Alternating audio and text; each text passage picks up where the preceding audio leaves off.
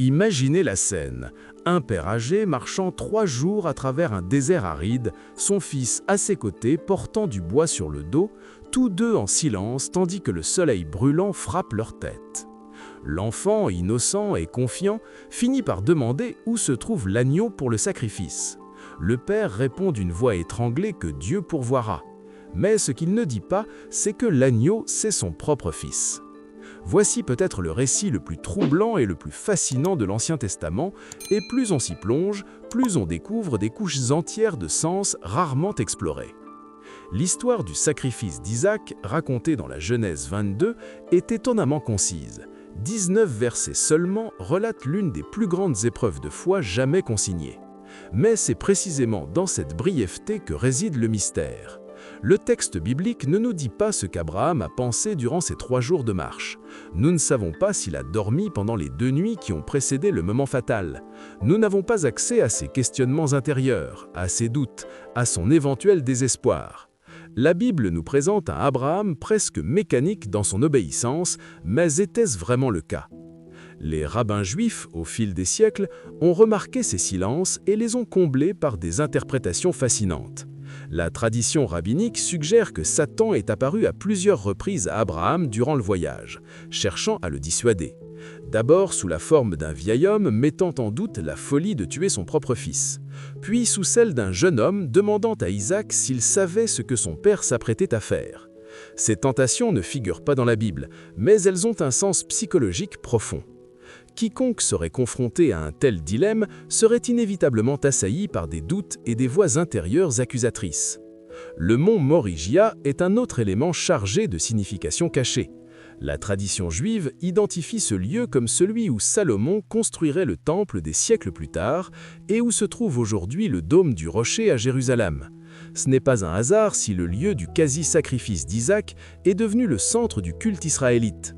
Il existe un lien profond entre cet acte d'obéissance radicale et l'établissement de la présence divine à cet endroit précis. Le Talmud va plus loin et suggère que c'est sur ce même mont qu'Adam fut créé et que Caïn et Abel offrirent leur sacrifice. Morigia serait ainsi le nombril spirituel de l'humanité. Mais un détail troublant échappe à beaucoup. La Bible ne mentionne plus jamais Sarah après cet événement. Elle meurt au chapitre suivant et certains commentateurs anciens établissent un lien direct. Selon le Midrash, lorsque Sarah apprit qu'Abraham avait emmené Isaac pour le sacrifier, son esprit ne supporta pas le choc. Même après avoir appris que l'enfant était vivant, le traumatisme fut si grand qu'elle en mourut. Pensez à la cruelle ironie. Sarah a attendu des décennies pour cet enfant, elle a ri lorsque la promesse lui fut faite dans sa vieillesse, et elle découvre maintenant que son mari a failli le tuer sur ordre divin. Comment peut-on encaisser cela? L'âge d'Isaac au moment du sacrifice constitue un autre mystère. La tradition chrétienne le représente souvent comme un enfant, peut-être âgé de 10 ou 12 ans, ce qui accentue le drame de la scène. Mais la tradition juive le décrit fréquemment comme un homme de 37 ans. Cela change totalement la dynamique du récit. Il ne s'agit plus d'un père dominant un enfant sans défense, mais d'un jeune adulte qui se soumet consciemment à ce qu'il croit être la volonté divine. Isaac devient alors non seulement une victime passive, mais un participant actif à son propre sacrifice. Et que dire du bélier? Le bélier pris par les cornes dans le buisson est sans doute le symbole le plus riche de toute la narration. La Bible dit qu'Abraham leva les yeux et vit le bélier, comme s'il était apparu de nulle part. Les rabbins enseignent que ce bélier fut créé au crépuscule du 6e jour de la création, précisément pour cet instant. Il était donc prédestiné, dès le commencement des temps, à remplacer Isaac. Ses cornes ne se sont pas accrochées par accident, mais pour l'empêcher de s'échapper. Chaque détail indique une providence minutieusement orchestrée. Mais il existe un aspect encore plus intrigant. Le texte précise que le bélier était derrière lui, et non près ou à côté. Cela a conduit certains chercheurs à suggérer que le bélier se trouvait dans une position obligeant Abraham à tourner complètement le dos à Isaac pour le voir.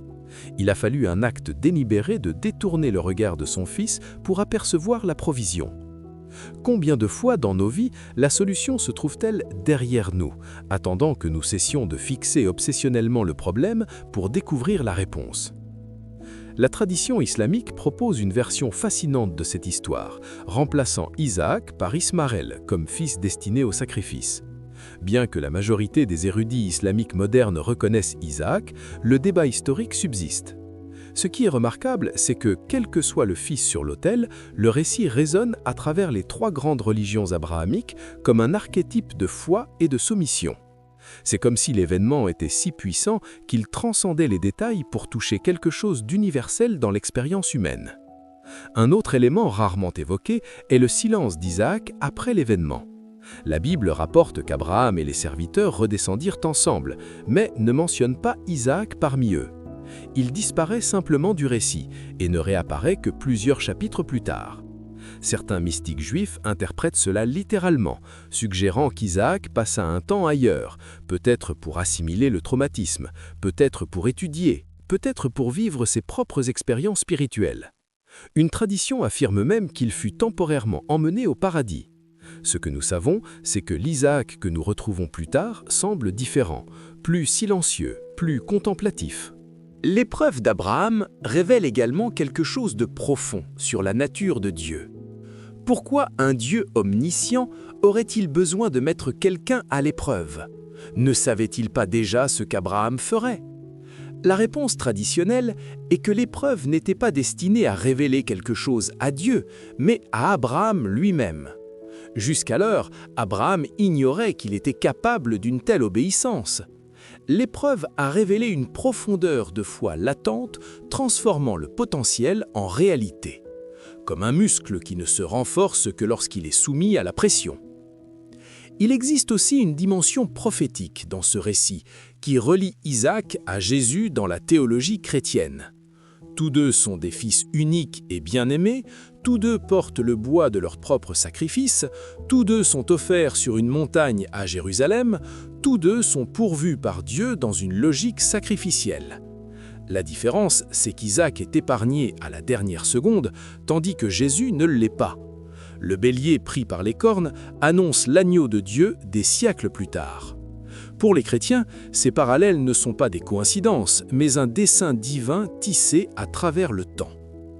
Ce que beaucoup ignorent, c'est que cette histoire a profondément remis en question les pratiques de l'époque. Les sacrifices humains, notamment ceux des premiers-nés, étaient courants dans de nombreuses cultures du Proche-Orient ancien. En ordonnant à Abraham de sacrifier Isaac, puis en l'en empêchant, Dieu trace une ligne claire. Il n'est pas comme les autres dieux. Il ne désire pas le sang humain. Le récit devient alors non seulement une épreuve de foi, mais une déclaration révolutionnaire sur la nature de la divinité et du véritable culte. Au final, le sacrifice d'Isaac demeure une énigme enveloppée de mystères. C'est une histoire qui soulève plus de questions qu'elle n'apporte de réponses, qui trouble autant qu'elle inspire, qui révèle autant qu'elle simule.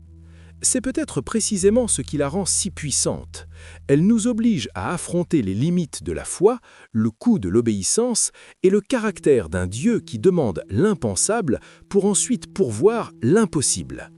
Et sur cette montagne, avec le couteau suspendu et le bélier dans les buissons, quelque chose d'éternel a été saisi, quelque chose qui résonne encore aujourd'hui dans le cœur de chaque personne qui lutte pour faire confiance lorsque plus rien n'a de sens.